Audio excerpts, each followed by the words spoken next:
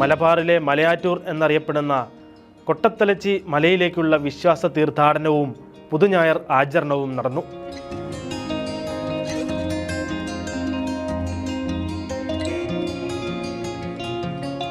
ആനക്കുഴിയിൽ നിന്ന് കുരിശിൻ്റെ വഴി ആരംഭിച്ചു.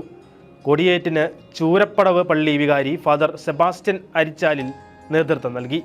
തുടർന്ന് നടന്ന തിരുക്കർമ്മങ്ങൾക്ക് father Thomas Chintharmaniyil, father doctor John Kochupurackal, father Jacob Thenganad, father Antony Perumpallikunnel എന്നിവർ കാർമ്മികത്വം വഹിച്ചു.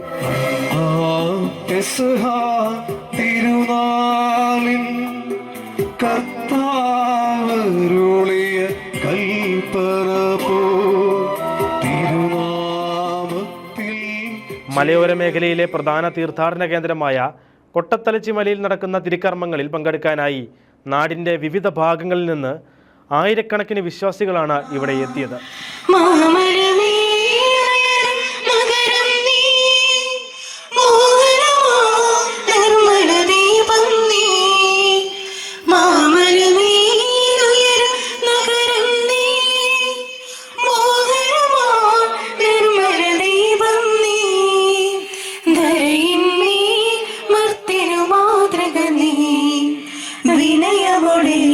വന്ദനമരുളും